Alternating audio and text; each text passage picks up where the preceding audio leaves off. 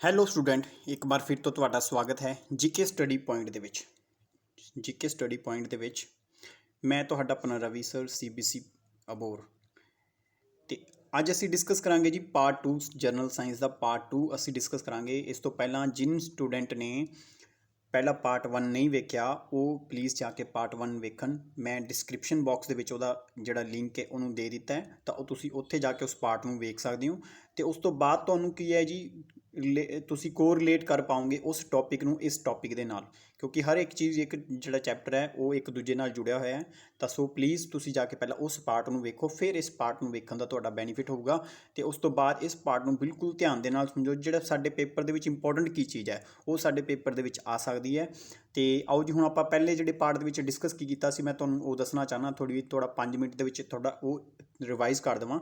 ਪਹਿਲੇ ਪਾਰਟ ਦੇ ਵਿੱਚ ਮੈਂ ਤੁਹਾਨੂੰ ਦੱਸਿਆ ਸੀਗਾ ਵੀ ਫਿਜ਼ਿਕਸ ਦੀ ਡੈਫੀਨੇਸ਼ਨ, ਠੀਕ ਹੈ ਜੀ। ਕੀ ਅੱਛਾ, ਫਿਜ਼ਿਕਸ ਦੀ ਡੈਫੀਨੇਸ਼ਨ ਦੱਸੀ, ਉਸ ਤੋਂ ਬਾਅਦ ਯੂਨਿਟ, ਉਹਦਾ ਮੈਜ਼ਰਮੈਂਟ ਕਰਨ ਵਾਲਾ ਯੂਨਿਟ ਦੱਸਿਆ ਸੀਗਾ। ਉਸ ਤੋਂ ਬਾਅਦ ਮੈਂ ਐਸਆਈ ਸਿਸਟਮ ਦੱਸਿਆ ਸੀ। ਐਸਆਈ ਸਿਸਟਮ ਨੂੰ ਫਿਰ ਫਰਦਰ ਮੈਂ ਡਿਵਾਈਡ ਕੀਤਾ ਸੀ 2 ਭਾਗਾਂ ਦੇ ਵਿੱਚ।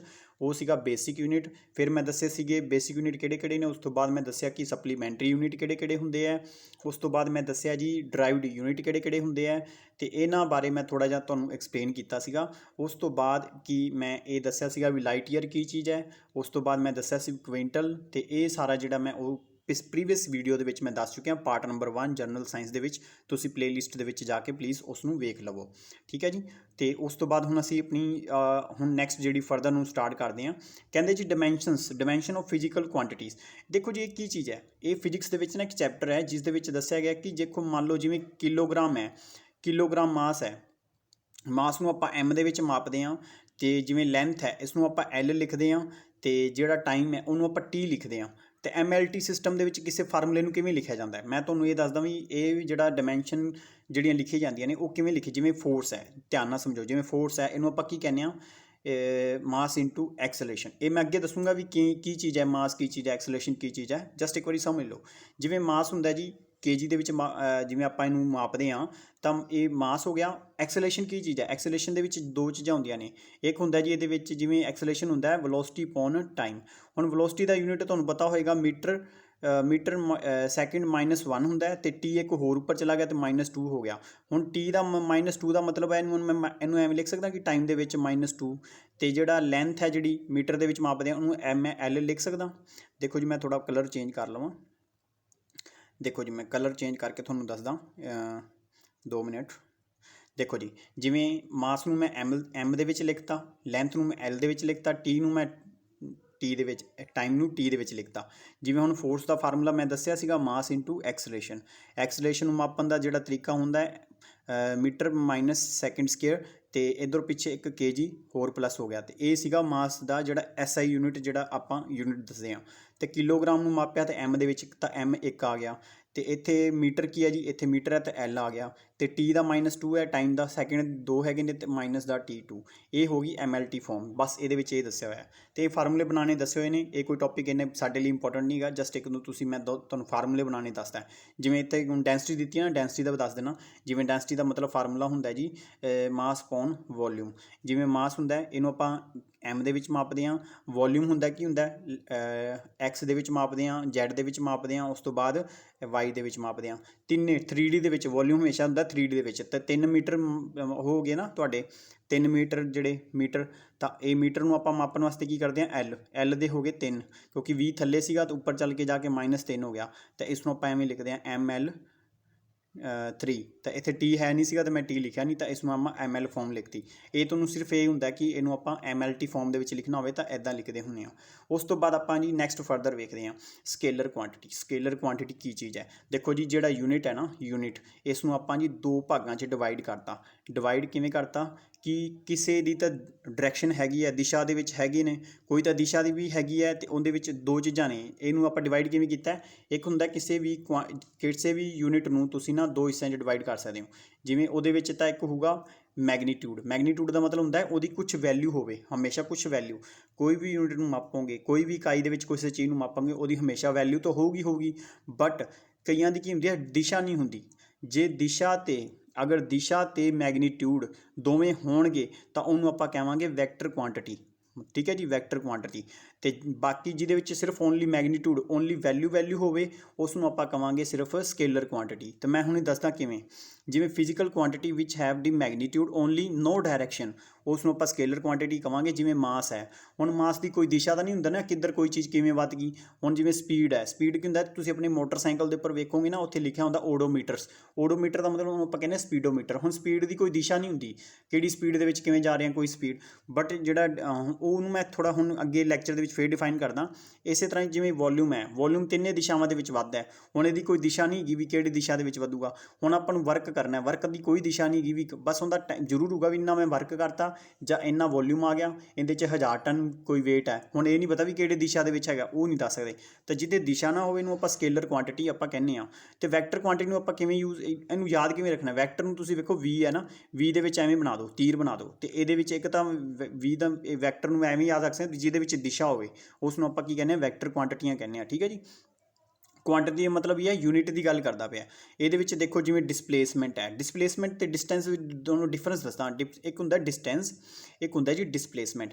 ਡਿਸਪਲੇਸਮੈਂਟ ਤੇ ਡਿਸਟੈਂਸ ਦੇ ਵਿੱਚ ਫਰਕ ਦੱਸਦਾ। ਜਿਵੇਂ ਆਪਣਾ ਆਹ DAV ਕਾਲਜ ਹੈ ਜੀ, ਆਹ DAV ਕਾਲਜ ਹੈ, ਆਹ ਤੁਹਾਡਾ ਘਰ ਹੈ, ਆਹ ਅਕੈਡਮੀ ਹੈ। ਕੋਈ ਪਰਸਨ ਕੀ ਕਰੂਗਾ, ਉਹਨੇ ਘਰੋਂ ਆਹ ਤੁਹਾਡਾ ਹੋਮ ਹੈ, ਆਹ ਤੁਹਾਡੀ ਅਕੈਡਮੀ ਹੈ, ਆਹ ਤੁਹਾਡਾ DAV ਕਾਲਜ ਹੈ। ਕੋਈ ਬੰਦਾ ਬਿਲਕੁਲ ਸਿੱਧਾ ਜਾ ਰਿਹਾ, ਠੀਕ ਹੈ ਜੀ, ਆਹ ਬਿਲਕੁਲ ਸਿੱਧਾ ਜਾਏਗਾ। ਕੋਈ ਆਪਣੀ ਅਕੈਡਮੀ ਤੋਂ ਹੋ ਕੇ DAV ਜਾ ਕੇ ਫਿਰ ਘਰੇ ਆਊਗਾ।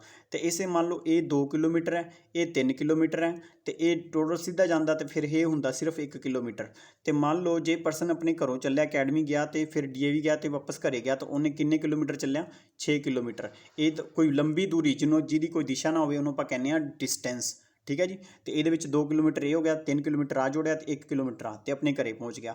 ਇਸੇ ਤਰ੍ਹਾਂ ਹੀ ਜੇ ਮੰਨ ਲਓ ਕੋਈ ਪਰਸਨ ਆਪਣੇ ਘਰ 'ਤੇ ਸੀਗਾ ਤੇ ਅਕੈਡਮੀ ਸੀਗੀ, ਇਹ DAV ਕਾਲਜ ਸੀਗਾ, ਤੇ ਪਰਸਨ ਕੀ ਗਿਆ, ਸਿੱਧਾ ਆਪਣੇ ਕਾਲਜ DAV ਗਿਆ ਤੇ ਵਾਪਸ ਆ ਗਿਆ, ਸਿਰਫ 2 ਕਿਲੋਮੀਟਰ ਚੱਲਿਆ। ਇਹ ਉਹਨੂੰ ਆਪਾਂ ਕਹਿੰਦੇ ਹਾਂ ਸਿਰਫ ਛੋਟੇ ਡਿਸਟੈਂਸ ਨੂੰ ਹਮੇਸ਼ਾ ਕੀ ਕਹਿੰਦੇ ਹਾਂ, ਡਿਸਪਲੇਸਮੈਂਟ। ਠੀਕ ਹੈ ਜੀ। ਹੁਣ ਤੁਹਾਨੂੰ ਡਿਸਟੈਂਸ ਤੇ ਡਿਸਪਲੇਸਮੈਂਟ ਦੇ ਵਿੱਚ ਦੋਨਾਂ ਦੇ ਵਿੱਚ ਗੱਲ ਕਲੀਅਰ ਹੋ ਗਈ ਹੋਣੀ ਹੈ। ਜੇ ਨਹੀਂ ਹੋਈ ਤਾਂ ਪਲੀਜ਼ ਵੀਡੀਓ ਵਾਪਸ ਕਰਕੇ ਵੇਖ ਲਓ।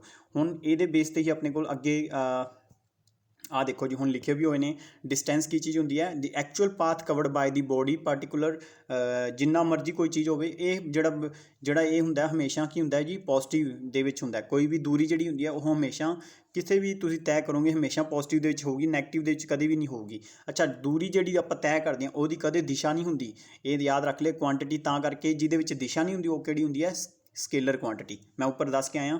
ਔਰ ਦੂਰੀ ਨੂੰ ਮਾਪਣ ਵਾਸਤੇ ਹਮੇਸ਼ਾ ਆਪਾਂ ਕਿਹਦੇ ਵਿੱਚ ਮਾਪਦੇ ਹਾਂ, ਮੀਟਰ ਦੇ ਵਿੱਚ, ਕਿਉਂਕਿ ਆਪਾਂ ਲੈਂਥ ਕਵਰ ਕਰਦੇ ਪਏ ਹਾਂ ਤਾਂ ਲੈਂਥ ਨੂੰ ਮਾਪਣ ਵਾਸਤੇ ਆਪਾਂ ਮੀਟਰ ਯੂਜ਼ ਕਰਦੇ ਹਾਂ। ਇਸੇ ਤਰ੍ਹਾਂ ਹੀ ਡਿਸਪਲੇਸਮੈਂਟ ਹੈ। ਡਿਸਪਲੇਸਮੈਂਟ ਕੀ ਹੁੰਦਾ ਹੈ, 2 ਪੁਆਇੰਟਾਂ ਦੇ ਵਿੱਚ ਦੂਰੀ, 2 ਪੁਆਇੰਟਾਂ ਦੇ ਵਿੱਚ ਦੂਰੀ। ਠੀਕ ਹੈ ਜੀ, ਬਿਲਕੁਲ 2 ਪੁਆਇੰਟਾਂ ਦੇ ਵਿੱਚ। ਹੁਣ ਇਹ ਸਾਨੂੰ ਪਤਾ ਕਿ ਇੱਥੋਂ ਲੈ ਕੇ ਇੱਥੇ ਜਾਣਾ, ਤਾਂ ਸਾਨੂੰ ਬਿਲਕੁਲ ਸਿੱਧਾ ਪਤਾ ਕਿ ਇਸ ਦਿਸ਼ਾ ਦੇ ਵਿੱਚ ਜਾਣਾ ਹੈ, ਤਾਂ ਹਮੇਸ਼ਾ ਜਿੱਥੇ ਡਿਸਪਲੇਸਮੈਂਟ ਕਵਰ ਕਰਨੀ, ਜਿੱਥੇ ਛੋਟਾ ਡਿਸਟੈਂਸ ਕਵਰ ਕਰਨਾ ਹੈ, ਹਰ ਬੰਦਾ ਆਪਣੀ ਲਾਈਫ ਦੇ ਵਿੱਚ ਛੋਟਾ ਡਿਸਟੈਂਸ ਕਵਰ ਕਰਨਾ ਚਾਹੁੰਦਾ, ਉਹਦੀ ਦਿਸ਼ਾ ਹੁੰਦੀ ਹੈ। ਬਟ ਹੁਣ ਕੀ ਆਪਣੇ ਜਿਹੜੇ ਦਿਸ਼ਾ ਤੋਂ ਭੜਕਿਆ ਹੋਇਆ। ਤੇ ਇਸੇ ਤਰ੍ਹਾਂ ਹੀ ਜਦੋਂ ਆਪਾਂ ਕੋਈ ਛੋਟਾ ਡਿਸਟੈਂਸ ਕਵਰ ਕਰਦੇ ਹਾਂ ਨਾ, ਉਹਨੂੰ ਆਪਾਂ ਕਹਿੰਦੇ ਹਾਂ ਡਿਸਪਲੇਸਮੈਂਟ। ਉਹ ਛੋਟੇ ਵਾਲੀ ਦਿਸ਼ਾ ਦੂਰੀ ਦੇ ਵਿੱਚ ਹਮੇਸ਼ਾ ਤੁਹਾਡੀ ਡਾਇਰੈਕਸ਼ਨ ਹੁੰਦੀ ਹੈ। ਤਾਂ ਇਹ ਕੀ ਹੋ ਸਕਦੀ ਹੈ, ਇਹ ਤੁਹਾਡੀ 0 ਵੀ ਹੋ ਸਕਦੀ ਹੈ। ਜਿਵੇਂ ਮੰਨ ਲਓ ਤੁਸੀਂ ਇੱਥੇ ਗਏ ਤੇ ਵਾਪਸ ਆ ਗਏ, ਤਾਂ ਤੁਹਾਡਾ ਅਗਰ ਮੈਂ ਟੋਟਲ ਕਰਾਂ ਤਾਂ ਕਿੰਨਾ ਹੋ ਗਿਆ, ਕਿਉਂਕਿ ਇਹ ਪੁਆਇੰਟ ਤੁਹਾਡਾ ਸਟਾਰਟਿੰਗ ਸੀਗਾ, ਫਿਰ ਤੁਸੀਂ ਫਾਈਨਲ ਪੁਆਇੰਟ 'ਤੇ ਗਏ ਤਾਂ ਤੁਹਾਡਾ 1 ਕਿਲੋਮੀਟਰ ਹੋਏਗਾ। ਜੇ ਤੁਸੀਂ ਵਾਪਸ ਆ ਗਏ, ਤੁਹਾਡੇ ਕੋਲ ਟੋਟਲ ਪੁੱਛੇ ਤਾਂ ਤੁਹਾਡਾ 0 ਹੋਏਗਾ। ਤਾਂ ਕਰਕੇ ਇਹਨੂੰ ਆਪਾਂ ਕੀ ਕਹਿੰਦੇ ਹਾਂ, 0। ਇਹ ਡਿਸਪਲੇਸਮੈਂਟ ਹਮੇਸ਼ਾ 0 ਵੀ ਹੋ ਸਕਦੀ ਹੈ। ਕਿਉਂਕਿ ਫਾਈਨਲ ਤੇ ਇਨੀਸ਼ੀਅਲ ਪੁਆਇੰਟ ਜੇਕਰ ਸੇਮ ਹੋ ਗਿਆ ਤਾਂ ਤੁਹਾਡੀ ਡਿਸਪਲੇਸਮੈਂਟ ਹਮੇਸ਼ਾ 0 ਹੋਏਗੀ। ਇਹ ਨੈਗੇਟਿਵ ਵੀ ਹੋ ਜਾਂਦੀ ਹੈ। ਠੀਕ ਹੈ ਜੀ, ਇਹ ਵੀ ਤੁਸੀਂ ਯਾਦ ਰੱਖਣਾ। ਅੱਛਾ, ਦੂਜੀ ਗੱਲ ਹੈ ਜੀ, ਹੁਣ ਡਿਸਟੈਂਸ ਤੇ ਡਿਸਪਲੇਸਮੈਂਟ ਦੇ ਵਿੱਚ ਕੀ ਫਰਕ ਹੋਏਗਾ। ਡਿਸਟੈਂਸ ਹਮੇਸ਼ਾ ਲੰਬੀ ਦੂਰੀ ਹੁੰਦੀ ਤਾਂ ਹਮੇਸ਼ਾ ਵੱਡਾ ਹੋਊਗਾ, ਇਹ ਵੀ ਤੁਸੀਂ ਯਾਦ ਰੱਖਣਾ। ਹੁਣ ਇਹਨਾਂ ਡਿਸਪਲੇਸਮੈਂਟ ਤੇ ਡਿਸਟੈਂਸ ਨੂੰ ਯੂਜ਼ ਕਰਕੇ ਹਮੇਸ਼ਾ ਕੀ ਬਣਦਾ ਹੁੰਦਾ ਜੀ, ਸਪੀਡ ਤੇ ਵੈਲੋਸਿਟੀ ਬਣਦੀ ਹੈ। ਸਪੀਡ ਤੇ ਵੈਲੋਸਿਟੀ ਆਪਾਂ ਦੋਨੋਂ ਪਿੱਛੇ ਪੜ੍ਹ ਕੇ ਆਏ ਨਾ, ਇਹ ਦੋਨੇ ਚੀਜ਼ਾਂ ਬਣਦੀਆਂ ਨੇ। ਸਪੀਡ ਦਾ ਮਤਲਬ ਕੀ ਹੁੰਦਾ ਜੀ, ਡਿਸਟੈਂਸ ਅਪੋਨ ਟਾਈਮ। ਹੁਣ ਇਹਦਾ ਵੀ ਵੈਲੋਸਿਟੀ ਕੀ ਚੀਜ਼ ਹੈ, ਡਿਸਪਲੇਸਮੈਂਟ ਅਪੋਨ ਟਾਈਮ। ਠੀਕ ਹੈ ਜੀ, ਡਿਸਪਲੇਸਮੈਂਟ ਅਪੋਨ ਟਾਈਮ। ਡਿਸਟੈਂਸ ਦਾ ਮਤਲਬ ਹੈ ਲੰਬੀ ਦੂਰੀ ਬਟਾ ਟਾਈਮ ਜਿਹੜਾ ਹੋ ਗਿਆ, ਇਹ ਤੁਹਾਡਾ ਹੋ ਗਿਆ ਸਪੀਡ। ਤਾਂ ਕਰਕੇ ਆਪਣੀ ਬਾਈਕ ਦੇ ਵਿੱਚ ਸਪੀਡੋਮੀਟਰ ਹੁੰਦਾ ਜਾਂ ਓਡੋਮੀਟਰ, ਕਿਉਂਕਿ ਆਪਾਂ ਲੰਬੀ ਦੂਰੀ ਤੈਅ ਕਰਨੀ ਹੁੰਦੀ ਹੈ। ਅਗਰ ਕੋਈ ਚੀਜ਼ ਨੂੰ ਆਪਾਂ ਛੋਟੀ ਇਹ ਪੁਆਇੰਟ ਤੋਂ ਲੈ ਕੇ ਇੱਥੇ ਕਵਰ ਕਰਨੀ ਹੈ, ਇੱਥੇ ਆ ਕੇ ਫਿਰ ਇੱਥੇ ਚੇਂਜ ਕਰ ਦੇਣਾ, ਇੱਥੇ ਆ ਕੇ ਫਿਰ ਚੇਂਜ। ਜਦੋਂ ਆਪਾਂ ਛੋਟੀ ਦੂਰੀ ਬਟਾ ਛੋਟਾ ਟਾਈਮ ਆਪਾਂ ਕਵਰ ਕਰਦੇ ਉਹਨੂੰ ਆਪਾਂ ਕਹਿੰਦੇ ਹਾਂ ਵੈਲੋਸਿਟੀ। ਤਾਂ ਕਰਕੇ ਜਿਹੜੀ ਬਾਈਕਸ ਦੇ ਵਿੱਚ ਆਪਾਂ ਕੀ ਯੂਜ਼ ਕਰਦੇ ਹਾਂ, ਵੈਲੋਸਿਟੀ ਯੂਜ਼ ਕਰਦੇ ਹਾਂ ਜਦੋਂ ਆਪਾਂ ਕੋਈ ਵੀ ਸਪੀਡ ਕੱਢਣੀ ਹੁੰਦੀ ਹੈ। ਜਦੋਂ ਆਪਾਂ ਵੈਸੇ ਨਾਰਮਲ ਭਾਸ਼ਾ ਦੇ ਵਿੱਚ ਸਪੀਡ ਕਰਦੇ ਨਾ, ਉਹਨੂੰ ਐਕਚੁਅਲ ਦੇ ਵਿੱਚ ਇੰਜੀਨੀਅਰ ਜਿਹੜੇ ਹੁੰਦੇ ਆ ਉਹ ਉਹਨੂੰ ਵੈਲੋਸਿਟੀ ਦੇ ਹਿਸਾਬ ਨਾਲ ਹੀ ਚੱਲਦੇ ਆ। ਮਤਲਬ ਛੋਟੀ ਦੂਰੀ ਜਦੋਂ ਕੋਈ ਬੋਡੀ ਛੋਟੇ ਟਾਈਮ ਵਾਸਤੇ ਆਪਣੀ ਦੂਰੀ ਜਿਹੜੀ ਆਪਣੀ ਪੋਜੀਸ਼ਨ ਹੈ ਉਹ ਚੇਂਜ ਕਰੇ, ਉਸ ਚੀਜ਼ ਨੂੰ ਆਪਾਂ ਕੀ ਕਹਿੰਦੇ ਹਾਂ, ਵੈਲੋਸਿਟੀ ਕਹਿੰਦੇ ਹਾਂ। ਛੋਟੇ ਟਾਈਮ ਵਾਸਤੇ ਕੋਈ ਚੀਜ਼ ਪੋਜੀਸ਼ਨ ਚੇਂਜ ਕਰਨਾ, ਉਸ ਚੀਜ਼ ਨੂੰ ਆਪਾਂ ਵੈਲੋਸਿਟੀ ਕਹਿੰਦੇ ਹਾਂ। ਠੀਕ ਹੈ ਜੀ, ਆਈ ਹੋਪ ਕਿ ਤੁਹਾਨੂੰ ਸਮਝ ਆ ਗਿਆ ਹੋਵੇਗਾ। ਇੱਥੇ ਦੋਨਾਂ ਦੇ ਫਾਰਮੂਲੇ ਲਿਖੇ ਨੇ, ਇਹ ਤੁਸੀਂ ਮੈਥ ਦੇ ਵਿੱਚ ਚੈਪਟਰ ਵੀ ਪੜ੍ਹਿਆ ਹੋਣਾ ਹੈ ਵੀ ਐਵਰੇਜ ਜਿਹੜਾ ਡਿਸਟੈਂਸ ਹੈ ਉਹ ਕਿਵੇਂ ਕਵਰ ਕਰੀਦਾ ਹੁੰਦਾ ਹੈ। ਐਵਰੇਜ ਸਪੀਡ ਆਪਾਂ ਕੀ ਕਰਦੇ ਹਾਂ, ਡਿਸਟੈਂਸ ਸੇਮ ਹੁੰਦਾ ਬੰਦੇ ਦਾ, ਅਤੇ ਉਸ ਤੋਂ ਬਾਅਦ ਆਪਾਂ ਕੀ ਕਰਦੇ ਹਾਂ, ਦੋ ਸਪੀਡਾਂ, ਜਿਵੇਂ ਤੁਸੀਂ ਮੈਥ ਦੇ ਵਿੱਚ ਕੁਐਸਚਨ ਵੀ ਦਿੱਤਾ ਹੋਣਾ ਵੀ ਇੱਕ ਦੀ ਸਪੀਡ 40 ਕਿਲੋਮੀਟਰ, ਇੱਕ ਦੀ ਹੈਗੀ ਹੈ 60 ਕਿਲੋਮੀਟਰ ਹੈ। ਜਾਂਦੇ ਟਾਈਮ ਸਪੀਡ 60 ਕਿਲੋਮੀਟਰ ਸੀ, ਆਉਂਦੇ ਟਾਈਮ 40 ਕਿਲੋਮੀਟਰ ਸੀ, ਤਾਂ ਐਵਰੇਜ ਸਪੀਡ ਲਗਭਗ ਸਪੀਡ ਕਿੰਨੀ ਸੀ? ਤਾਂ ਆਪਾਂ ਕੀ ਕਰਦੇ ਹਾਂ, 2 × A × B ਬਟਾ A + B। ਆਹ ਫਾਰਮੂਲਾ ਜਿਹੜਾ ਜੀ, ਆਹ ਦੇਖੋ ਇੱਥੋਂ ਹੀ ਬਣਿਆ, ਸਿੰਪਲ, ਆਹ ਵੇਖੋ ਇੱਥੋਂ ਹੀ ਬਣਿਆ ਹੋਇਆ ਫਾਰਮੂਲਾ, ਇਹਨੂੰ ਐਵਰੇਜ ਸਪੀਡ ਆਪਾਂ ਕਹਿੰਦੇ ਹਾਂ। ਆਈ ਹੋਪ ਕਿ ਤੁਹਾਨੂੰ ਇਹ ਸਮਝ ਆ ਗਿਆ ਹੋਵੇਗਾ। ਇਹ ਵੀ ਮੈਂ ਇੱਥੇ ਸਮਝਾ ਹੀ ਦਿੱਤਾ ਤੁਹਾਨੂੰ ਵੈਲੋਸਿਟੀ। ਅਤੇ ਉਸ ਤੋਂ ਬਾਅਦ ਮੈਂ ਤੁਹਾਨੂੰ ਥੋੜ੍ਹਾ ਜਿਹਾ ਇਹ ਦੱਸਦਾ, ਇਹ ਫਾਰਮੂਲਾ ਸੇਮ ਹੈ, ਇਹ ਦੇਖੋ ਇੱਥੇ ਸਾਰੀ ਚੀਜ਼ਾਂ ਸੇਮ ਨੇ, ਮੈਂ ਤੁਹਾਨੂੰ ਸਮਝਾ ਚੁੱਕਿਆ। ਹੁਣ ਆਪਾਂ ਵੇਖਣਾ ਜੀ ਯੂਨੀਫਾਰਮ ਅਤੇ ਨੋਨ ਯੂਨੀਫਾਰਮ। ਮਤਲਬ ਯੂਨੀਫਾਰਮ ਦਾ, ਯੂਨੀ ਦਾ ਮਤਲਬ ਹੁੰਦਾ ਵਨ। ਜਦੋਂ ਇਸ ਦਾ ਮਤਲਬ ਕਹਿਣ ਦਾ ਭਾਵ ਇਹ ਹੈ ਕਿ ਕੋਈ ਓਬਜੈਕਟ ਜਦੋਂ ਇੱਕੋ ਹੀ ਵੈਲੋਸਿਟੀ ਦੇ ਨਾਲ ਇਕੁਅਲ ਟਾਈਮ ਤੇ ਇਕੁਅਲ ਡਿਸਪਲੇਸਮੈਂਟ ਕਵਰ ਕਰੇ, ਥੋੜ੍ਹੀ, ਜਿਵੇਂ ਇਹ ਮੰਨ ਲਓ 2 ਕਿਲੋਮੀਟਰ ਹੈ ਅਤੇ ਉਹਨੇ 2 ਮਿੰਟ ਲਗਾਏ, ਤਾਂ 2 ਕਿਲੋਮੀਟਰ, ਅਗਲੇ 2 ਕਿਲੋਮੀਟਰ 2 ਮਿੰਟ, ਅਗਲੇ 2 ਕਿਲੋਮੀਟਰ 2, ਇਸ ਨੂੰ ਆਪਾਂ ਕਹਾਂਗੇ ਯੂਨੀਫਾਰਮ ਸਪੀਡ। ਇਹਨੂੰ ਆਪਾਂ ਕੀ ਕਹਾਂਗੇ, ਯੂਨੀਫਾਰਮ ਵੈਲੋਸਿਟੀ। 2 ਕਿਲੋਮੀਟਰ ਬਾਏ 2 ਮਿੰਟਾਂ ਦੇ ਵਿੱਚ, 2 ਕਿਲੋਮੀਟਰ ਬਾਏ 2 ਮਿੰਟਾਂ ਦੇ ਵਿੱਚ, ਇਸ ਨੂੰ ਆਪਾਂ ਕਹਿੰਦੇ ਯੂਨੀਫਾਰਮ ਸਪੀਡ। ਤਾਂ ਇਹਦਾ ਗ੍ਰਾਫ ਕਿਵੇਂ ਬਣੂਗਾ, ਇਹਦਾ ਗ੍ਰਾਫ ਹਮੇਸ਼ਾ ਇੱਦਾਂ ਬਣਦਾ ਹੁੰਦਾ ਵੀ ਇਹ ਜਿੰਨੀ ਸਪੀਡ, ਜਿੰਨਾ ਟਾਈਮ ਉਨੀ ਸਪੀਡ। ਠੀਕ ਹੈ ਜੀ। ਨੋਨ ਯੂਨੀਫਾਰਮ ਦੇ ਵਿੱਚ ਕੀ ਹੁੰਦਾ ਜੀ, ਜਦੋਂ ਤੁਹਾਡੀ ਡਿਸਟੈਂਸ ਜ਼ਿਆਦਾ ਹੈ ਅਤੇ ਟਾਈਮ ਘੱਟ ਹੈ, ਡਿਸਟੈਂਸ ਜ਼ਿਆਦਾ ਹੋ ਗਿਆ, ਅਤੇ ਮੰਨ ਲਓ ਡਿਸਟੈਂਸ ਜ਼ਿਆਦਾ ਹੋ ਗਿਆ ਅਤੇ ਟਾਈਮ ਜ਼ਿਆਦਾ ਹੋ ਗਿਆ, ਤਾਂ ਕਿੱਥੇ ਯੂਨੀਫਾਰਮ ਨਾ ਰਹੇ। ਨੋਨ ਯੂਨੀਫਾਰਮ ਤੁਸੀਂ ਸਮਝ ਗਏ, ਉਸ ਤੋਂ ਉਲਟਾ ਹੈ ਜੀ, ਜਦੋਂ ਜ਼ਿਆਦਾ ਟਾਈਮ ਘੱਟ ਸਪੀਡ ਜ਼ਿਆਦਾ ਟਾਈਮ, ਇਸ ਤਰ੍ਹਾਂ ਕਰਕੇ ਜਿਹੜਾ ਚੱਲੇ ਉਸ ਨੂੰ ਆਪਾਂ ਨੋਨ ਯੂਨੀਫਾਰਮ ਸਪੀਡ ਕਹਿੰਦੇ ਹਾਂ। ਆਈ ਹੋਪ ਕਿ ਤੁਹਾਨੂੰ ਸਮਝ ਆ ਗਿਆ ਹੋਵੇਗਾ। ਹੁਣ ਆਪਾਂ ਨੈਕਸਟ ਜਿਹੜੀ ਵੀਡੀਓ ਹੈ, ਫਿਰ ਮੈਂ ਅੱਗੇ ਤੁਹਾਨੂੰ ਨੈਕਸਟ ਪਾਰਟ ਦੇ ਵਿੱਚ ਇਸ ਦੇ ਬਾਰੇ ਹੋਰ ਡਿਸਕਸ ਕਰੂੰਗਾ। ਥੋੜ੍ਹੇ ਜਿਹੇ ਇਸ ਫਾਰਮੂਲੇ ਨੂੰ ਇੰਨਾ ਕਿ ਤੁਸੀਂ ਧਿਆਨ ਰੱਖੋ ਕਿ ਅੱਜ ਮੈਂ ਵੈਲੋਸਿਟੀ, ਡਿਸਪਲੇਸਮੈਂਟ ਸਪੀਡ ਅਤੇ ਨੋਨ ਯੂਨੀਫਾਰਮ ਸਪੀਡ ਇਹਦੇ ਬਾਰੇ ਦੱਸਿਆ। ਨੈਕਸਟ ਦੇ ਵਿੱਚ ਮੈਂ ਤੁਹਾਨੂੰ ਹੋਰ ਇਹਨੂੰ ਡਿਸਕਸ ਕਰੂੰਗਾ। ਆ ਰਿਲੇਟਿਵ ਸਪੀਡ ਵੀ ਤੁਹਾਨੂੰ ਇੱਥੇ ਪੁਆਇੰਟ ਸਮਝਾ ਹੀ ਦਿੰਦਾ।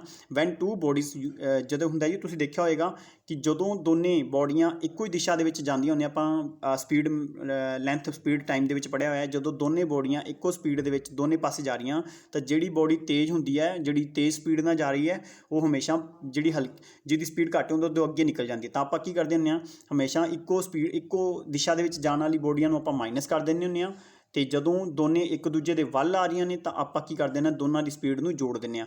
ਤਾਂ ਇਹ ਦੋਸਤਾਂ ਵੀ ਇੱਕ ਸਪੀਡ ਦਾ ਦੂਜੀ ਸਪੀਡ ਦੇ ਹਿਸਾਬ ਨਾਲ ਜਦੋਂ ਆਪਾਂ ਰਿਲੇਸ਼ਨ ਬਣਾਉਂਦੇ ਹਾਂ, ਉਸ ਨੂੰ ਆਪਾਂ ਕਹਿੰਦੇ ਹਾਂ ਰਿਲੇਟਿਵ ਸਪੀਡ। ਤੁਸੀਂ ਵੇਖਿਆ ਹੋਏਗਾ ਰਿਲੇਟਿਵ ਸਪੀਡ ਦੇ ਦੋ ਫਾਰਮੂਲੇ ਨੇ, ਜਦੋਂ ਦੋਨੇ ਦਿਸ਼ਾ ਦੇ ਵਿੱਚ ਇਕੱਠੇ ਜਾ ਰਹੇ ਨੇ, ਇੱਕੋ ਦਿਸ਼ਾ ਦੇ ਵਿੱਚ, ਤਾਂ ਆਪਾਂ ਮਾਈਨਸ ਕਰਨਾ ਹੈ, ਜਦੋਂ ਦੋਨੇ ਇੱਕ ਦੂਜੇ ਦੇ ਉਲਟੇ ਆ ਰਹੇ ਨੇ ਤਾਂ ਆਪਾਂ ਕੀ ਕਰਨਾ ਹੈ, ਪਲੱਸ ਕਰਨਾ ਹੁੰਦਾ ਹੈ। ਇਹ ਹੁੰਦਾ ਵੈਲੋਸਿਟੀ, ਰਿਲੇਟਿਵ ਵੈਲੋਸਿਟੀ ਨੂੰ ਆਪਾਂ ਕਹਿੰਦੇ ਹਾਂ।